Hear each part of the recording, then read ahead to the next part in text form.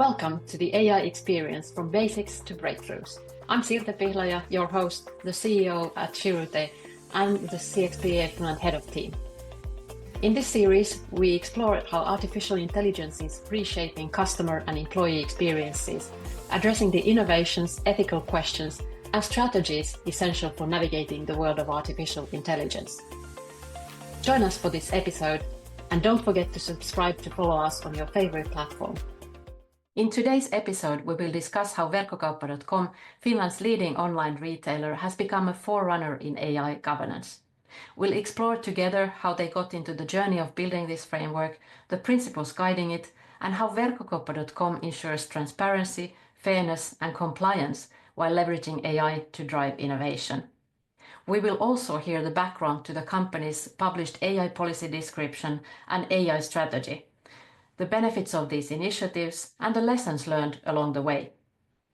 Whether you're looking to implement AI governance in your organization or simply curious about how leading companies approach responsible AI, this episode is packed with actionable insights and best practices.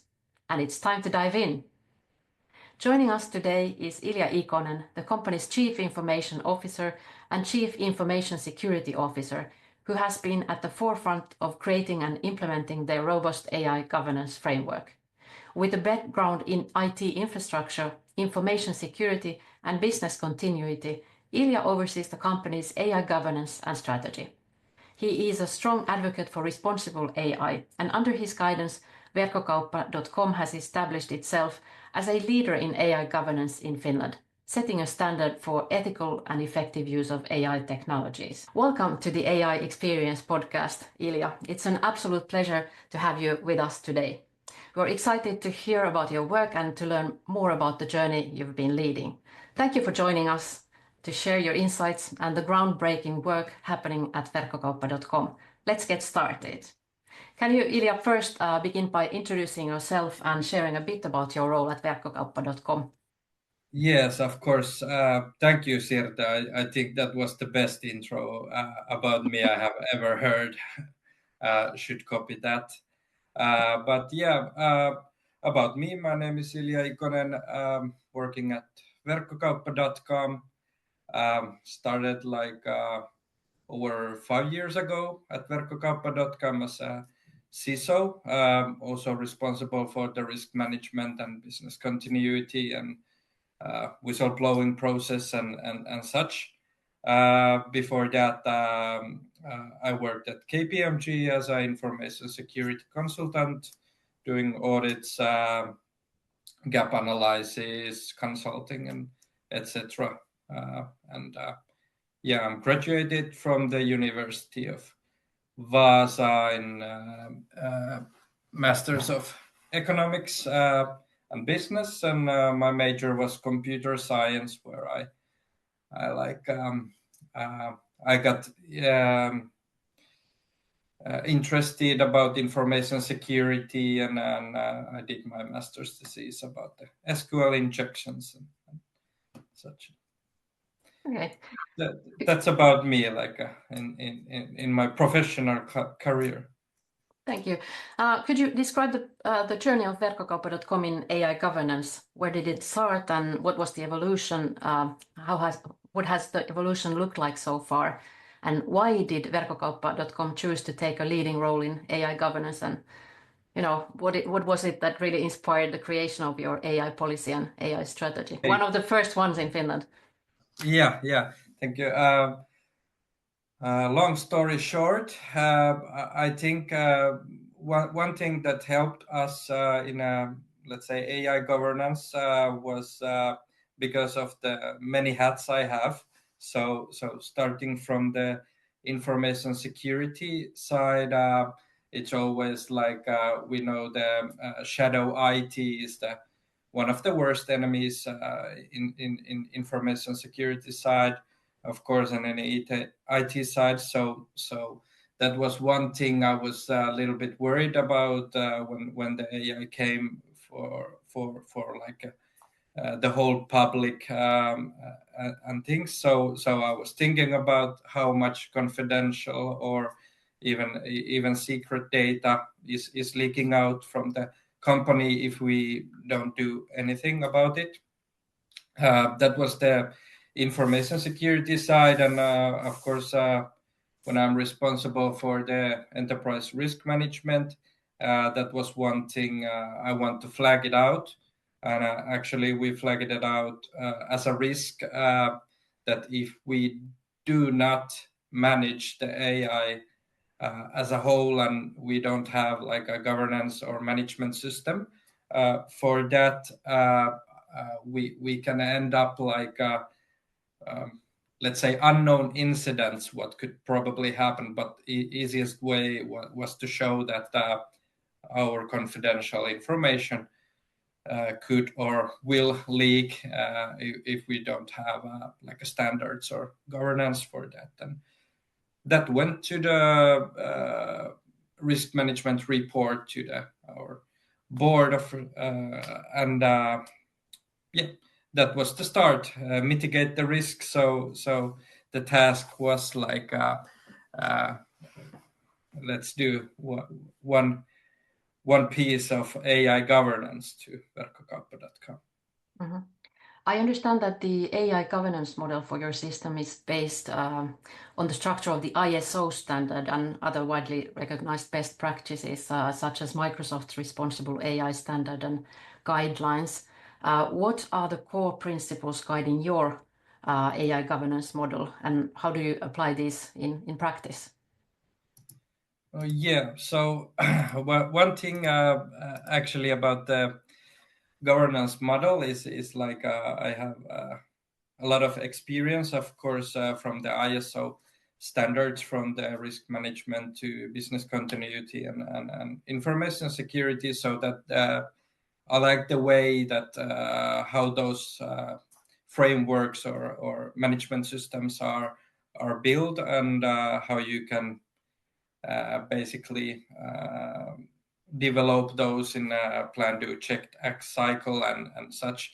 But yeah, that there was no ISO standard for that, and actually I was sending emails to the ISO organization, like when you are like publishing this kind of management system. Actually, they now have it. It's 42,000.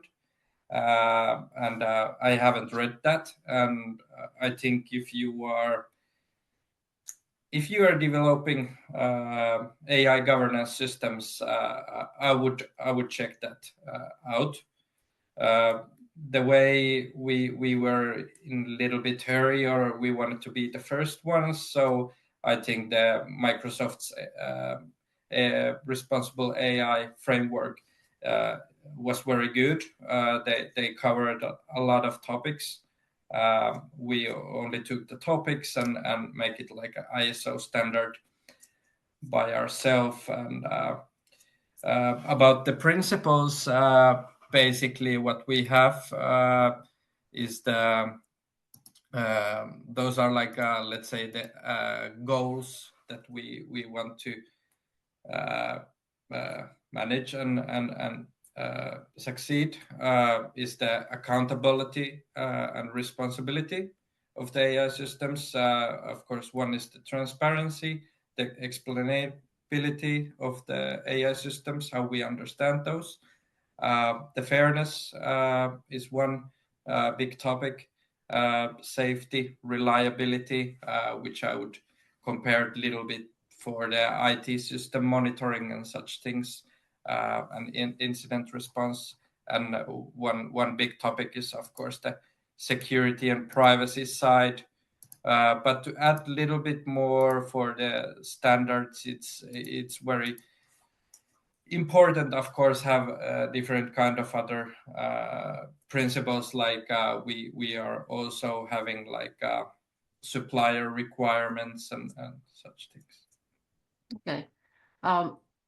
Why would you say that you decided to publish the AI policy description? It's called tekoälyseloste in Finnish. What was the message that you wanted to convey, and was it to stakeholders, customers, employees, or all of the above? Good question.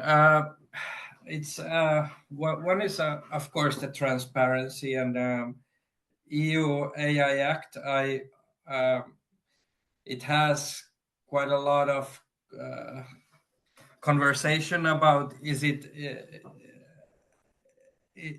it bad for us basically in EU? Is it pushes EU AI development back or such? But I think that's a very good regulation because it's based on like a risk level, and for that there is also like these transparency requirements, and I think those are very good because of all that disinformation and things you can do. Those are not things that we want the AI do, and basically that's the thing. The transparency, like it's one of our principles. It's like how we can communicate it to our customers. It's quite hard, I would say, because in like a chatbots on our side, which is AI based Ilmari GPT, it's very easy to say hello. You are talking with me, and I'm AI bot. But basically, when you are doing, let's say, descriptions for the products or images and such, how you can tell that this is AI made or such. So that was the thing that we wanted to let's say fulfill as good as we could, and that was the reason we made this what would you call AI policy description, you mean? Yeah, something like that. We have the AI policy. It's a different document. This is for the transparency, but yeah, that was basically the whole story behind it, and same Right. as in like a privacy side, we want to tell, like, if you give us personal information, how we handle it. Can you maybe walk us through a little bit of the process of creating the AI policy? Like, who did you involve in it, and what were the key considerations besides these principles you mentioned earlier? How we did it. Actually,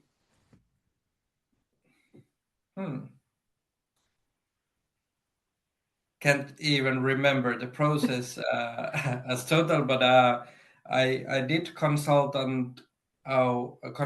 our lawyer Klaus for that one.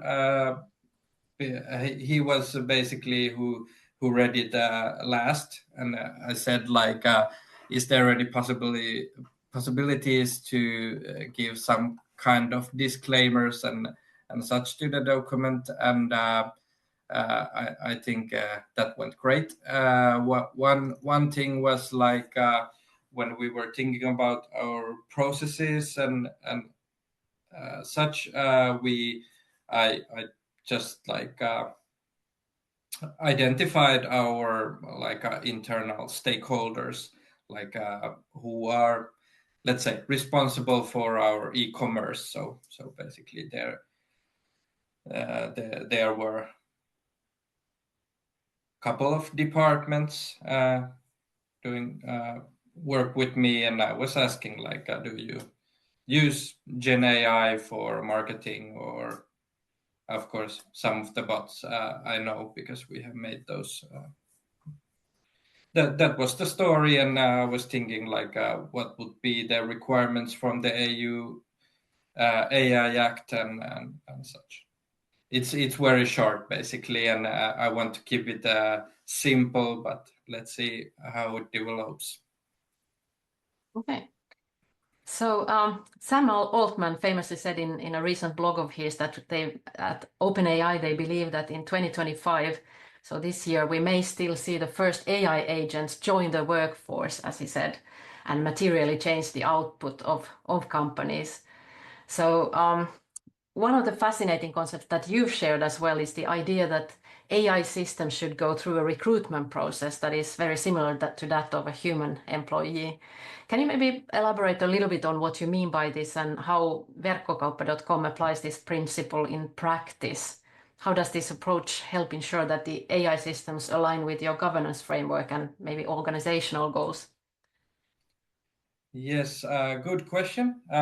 Actually, one funny thing was almost 1 week ago, the CEO of NVIDIA, Jensen Huang, he said IT will become the HR for the AI agents, which a little bit confirms that it's good way to tell people what kind of management we need for the AI agent and the AI bots.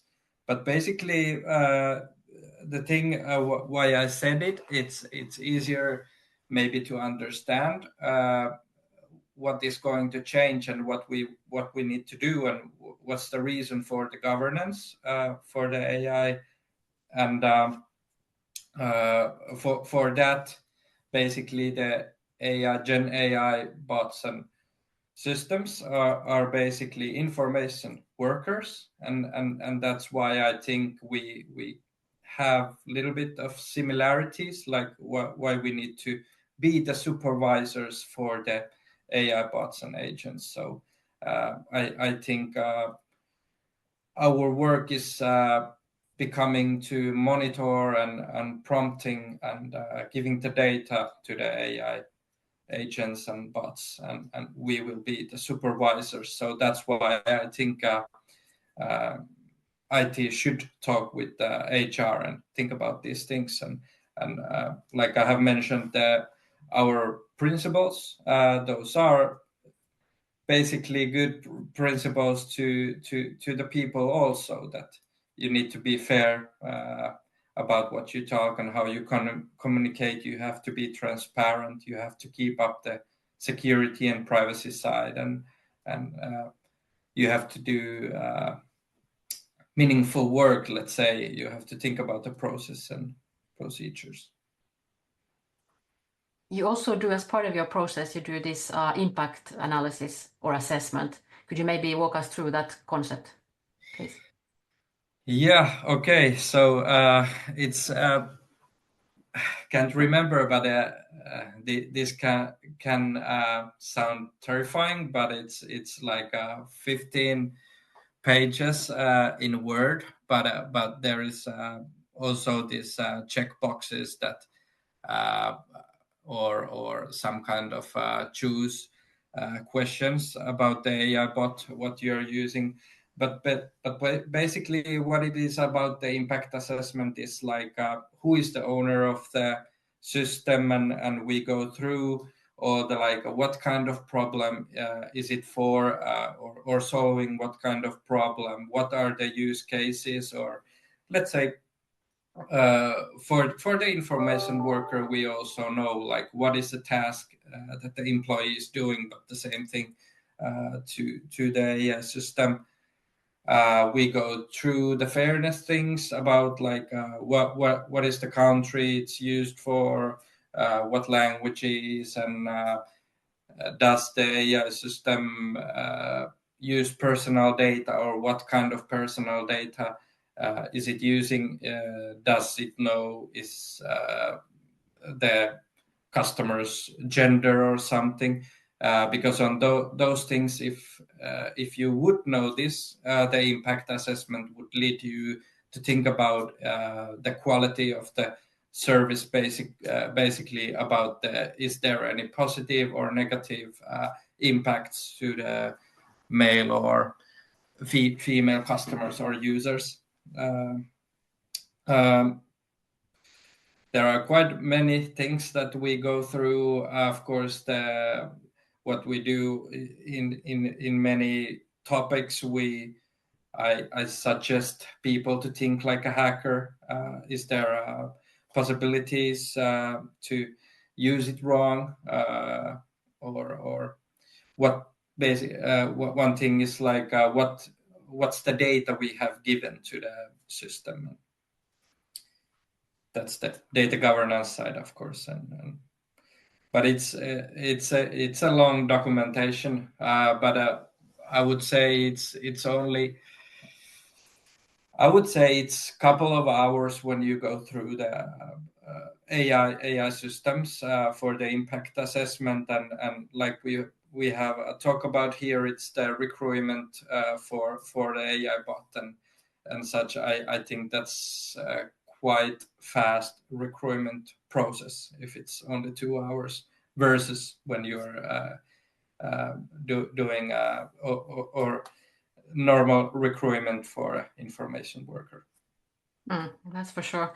And I imagine that this is like a workshop that you do between the IT and business. Yes. Okay. Yeah. What about the AI strategy? Was that something that you already had in place before diving deeper into the principles of AI and ethical, responsible AI at verkkokauppa.com? Or did it come afterwards, since you had maybe done already some experimentation? Which was the chicken and which was the egg? Yeah, we actually started. I don't know what was it the right. It started all the AI governance work started from the risk management side, and we did that first. So we have some kind of course, principles that how we are implementing AI to the verkkokauppa.com. But about the AI strategy, it's I'm talking about strategy hierarchy here. So basically, the AI strategy in IT side is more like how we can enable other departments in our organization to use AI. What are the technology strategies here and there? So what let's say, do we use Microsoft's AI services, Google's AI services? Should we have like on-prem capabilities for the AI systems, for the, let's say, open source LLMs and such?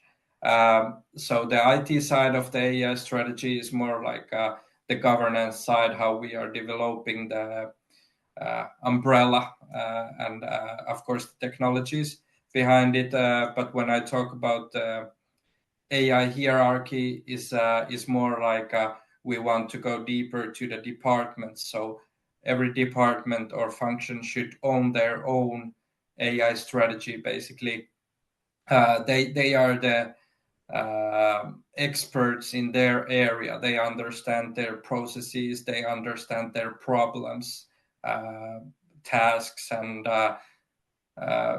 basically they can understand the data that they are handling more better than the IT. So that's why I think it's better to go there to workshop with them, and they should have their own AI strategy, like what are the use cases and problems they need to solve. So that's why we are now workshopping about the departments AI strategies. So we basically have like a many, and that's why we have the hierarchy of the AI strategy. Right. How about the governance body? How have you actually set that up within your organization? Who's responsible for what in AI? Good question. That governance body is mostly defined in we have a document which I call the management system, and it tells basically the whole scope of the governance body, which is our whole organization. One chapter there is the roles and responsibilities, and in the end, like in our AI policy, which is public and can be found our investors side, is that the board of directors, they are responsible for the AI. So that's the first thing. The management should have the responsibility of the AI success and governance and management in the end. And from there, what other roles and responsibilities we have is, of course, my role and responsibility is to develop the management system and the governance framework. But also I have AI specialists and my teammates who help me with the bots and agents and such things. Then we have AI steering group, which is like we meet like once in a quarter, and in there we have like at least one from every department that is basically the AI champion of the department and so on.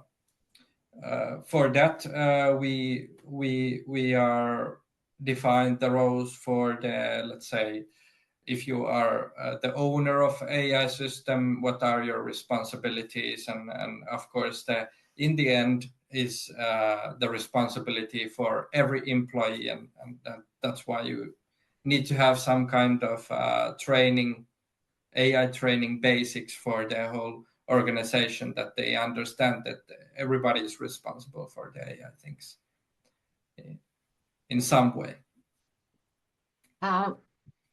If we talk a little while here about the implementation and maybe the lessons learned from your case of putting into place this AI governance framework of yours, what would you say are the challenges that you faced during the development and implementation of your governance model? And what lessons have you learned from this process that other companies could maybe benefit from? Yes, so challenges. The first challenges was to mitigate the risk about the shadow AI systems, I would say. And for that challenges, of course, we made the AI governance system. And of course, we wanted to enable our employees to have the generative AI systems that they all could use. And in that moment, I think it was a Bing Enterprise Chat, and now it's a Copilot Chat that everybody is using that was tackling those challenges. One challenge, I think, it's the cultural side that what I have. This is also HR related. What I have said in our public announcements, which is basically like you wouldn't hire an employee behind the like HR processes and such, and that's the one thing that we are still pushing, and it's like it's the cultural side that everybody is doing the impact assessment and getting the responsibility and the ownership of their own AI agents and bots. The lessons learned side, I would say like don't develop your own management system like I did because it's quite hard work and takes quite a lot of time. So that's why I would say you should check it out, the ISO 22000. I haven't read it, but you should lean on already ready frameworks that there are, and I believe there are quite many. So check those. Don't do your own. And one challenge I would say that also became was the over reliance challenges, and that's about the awareness side. So you should in some way to tell the people like and this is also about the transparency, like how the AI systems are basically working. and giving the understanding to your employees that how they work, basically, because I think that there are the over reliance risks about that people are thinking those are like oracles or trusting the AI bots and so on too much, I would say, and that's the one thing that the transparency goal or the principle should also tackle. That's certainly something that we all might have to take into consideration. Don't trust your chat GPT or whoever you're talking with. They are certainly not oracles as such. I'm going to tee you up next on the practical side of AI, the use cases. I'll be interested in hearing what are you currently using AI for at verkkokauppa.com? What are maybe some of the use cases that exemplify the benefits of your governance model? Yeah, one I could tell is the one who is now it's named Höpöttäjä, who is now doing our product descriptions, the long and the short ones, and basically how we started it. We have deployed our let's say workshop materials to find these use cases, and one thing is like we go through a process and we are finding the problems that they want to solve, and in this case we find that it's the blank document problem, basically, that when we are doing our production descriptions, those can be quite hard sometimes to do, and this bot could help us to do the product descriptions a little bit faster and help the blank document problem here.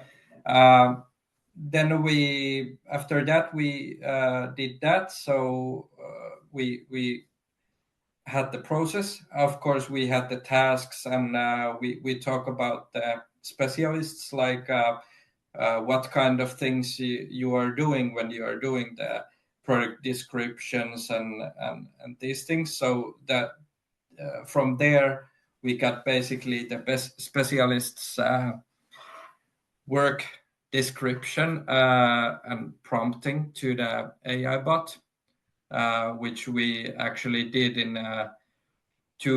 technical environments. We did it in Azure AI and in the Vertex in the Google. So that is the one thing we are choosing, like what technology we will use, but we want to test like which one would be better. Then we identified our stakeholders that who are using the product and want to be transparent with that, and guidelines how to use it, and of course the data governance. What kind of data the bot would need to do the product descriptions, and in the first phase we didn't give the bot the product data, but now it's using product data, and we choose it product data from different categories, and now it learns our way of doing the product descriptions, and that's the one use case where we did all these, and of course the impact assessment in. You mentioned earlier on Ilmari GPT. What's his role in creating great customer experiences for your customers? Yes, so Ilmari GPT, she is our AI customer service bot in our site.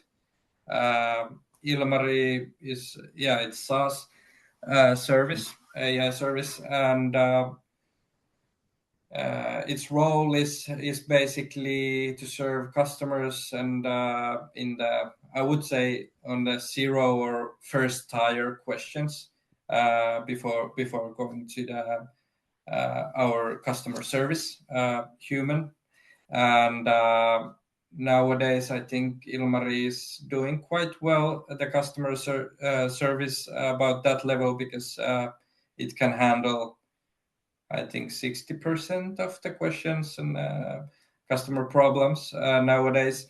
But about the impact assessment now, if we want to give Ilmari more like tasks or new work, we have gone through, of course, also the impact assessment, like if Ilmari would start selling or looking up for the personal data of the customer and such things. So then we have to go through the impact assessment for that use cases also in the future.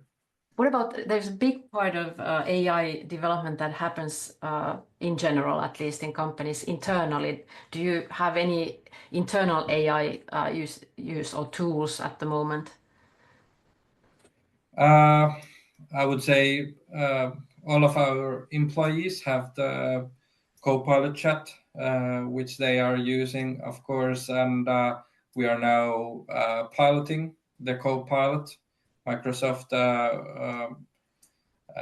with some users. The internal bots that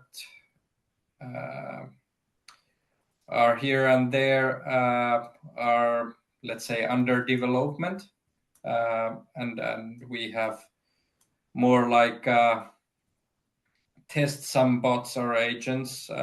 Now I'm actually testing agent that could read our intranet and give the answers from the intranet to the employees. I think that would help little bit of people to find the, let's say, right guidelines or how to order a PC or new PC or such things. Okay.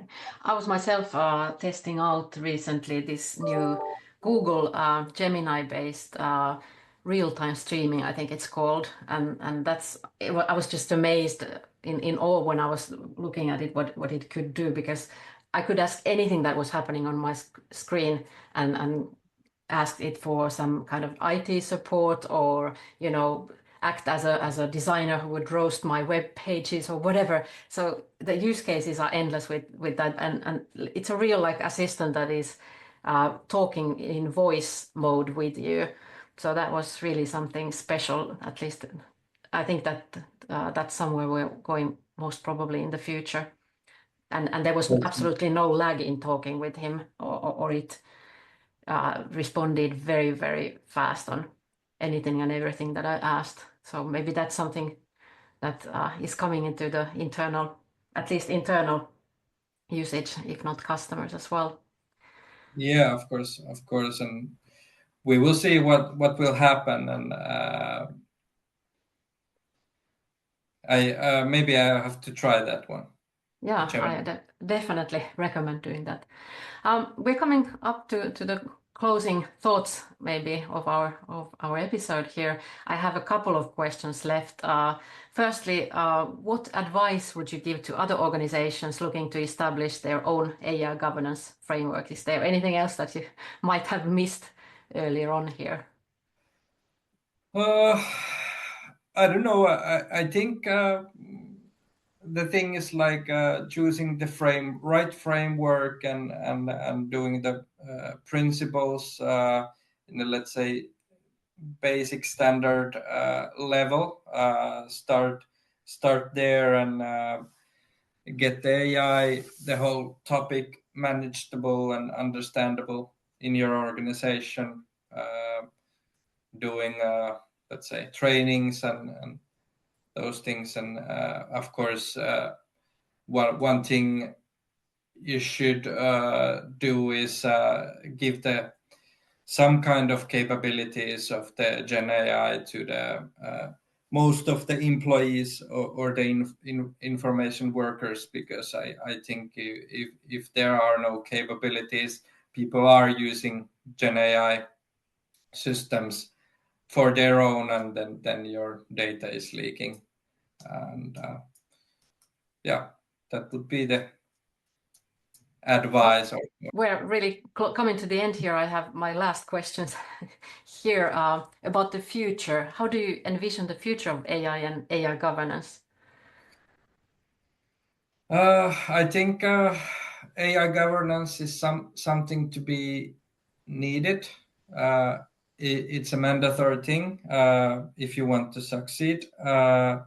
The thing is like I would say we will have more tools about the AI governance, the monitoring and things in the future. The AI asset management is one thing that we are doing. But I think that's one important thing to do. And I think the AI asset management will develop in some way, because you have to, of course, manage all the AI bots and agents. In the future, I don't know, it will show, but I think we will, in this AI agentic age, we are going more and more to the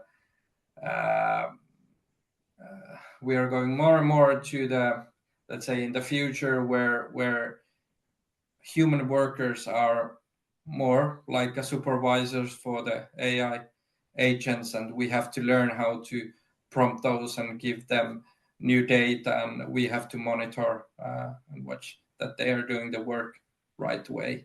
And What about the I think customers? that's What about the customer side? I'm a big proponent of machine customers, so I'm thinking that the buying and shopping will be mostly done by AI assistants in the future. So is that something that you might consider as a future prospect for verkkokauppa.com as well? Yeah, of course, most definitely. We will have our own personal AI assistants that you are talking with, and it knows all your calendars and things you are interested in. And of course, you are giving the tasks to the AI assistants would be like, I need new AirPods or something like that. I want the best price for that, and I need those in, let's say, 2 days or such things, and then the AI assistant bot would go for a shopping, and of course we have to serve these kind of bots, and thank God we have these fast deliveries in Finland, so hopefully the bot would buy from us in the future. Yeah, definitely. Can you lastly share some resources for those who are looking to learn more about the topics we have been covering today, AI governance and such? Yeah, so resources. What would I have? One thing would be I would check is the Microsoft Responsible AI. Haven't checked the documentary in 1 year or something, but I think they still have it. They are quite transparent. I would read those documents and check those out. I mentioned the ISO 22000. That would be one. Of course, there is a payment wall if you want to get it. I don't know what's the price, but still, that would be one to check it about the governance side.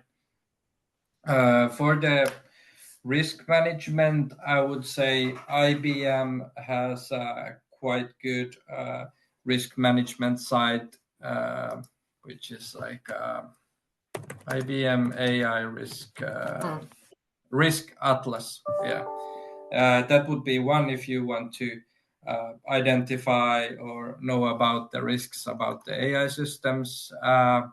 And then there is AI incident database. I will check it. But that's incidentdatabase.ai. That's one I have in one training, and I picked up some incidents from there. That's quite good because that's a database where people can report the incidents happening in the AI topic and things. So. Okay, we'll make sure to put those links into the show notes. And lastly, how can our listeners get in touch with you, Ilja, if they have any further questions on this topic? I would say ping me on LinkedIn. Just send me a message. Okay, very good. We'll certainly do that. So thank you, Ilja, for joining us today and sharing such valuable insights into Verkkokauppa.com's AI governance journey. It's, inspiring to see how this well-structured approach of yours, how it has been rooted in transparency, responsibility, and innovation, and how it can lead the way in setting new standards really for ethical AI use, as you have done here in Finland. For our listeners, we hope this episode has given you a deeper understanding of what it takes to implement effective AI governance and strategy. And whether you're just starting out or refining your approach, there's a lot to learn, certainly, from the practices that Ilja has shared. So, as always, we'd love to hear your thoughts on today's episode, and if you enjoyed the conversation, please share it with your network to help us spread the word. Thank you for being part of our journey in exploring AI from basics to breakthroughs. Until next time, stay curious, stay inspired, and keep innovating. Thank you, and thank you, Ilja. Thank you. This was great conversation. Thank you for tuning into the AI experience from basics to breakthroughs. We hope today's conversation sparked new ideas and insights on your AI journey. If you enjoyed this episode, don't forget to subscribe for more discussions with leading experts in AI, customer experience, and innovation. Join us next time as we continue to explore the transformative power of artificial intelligence.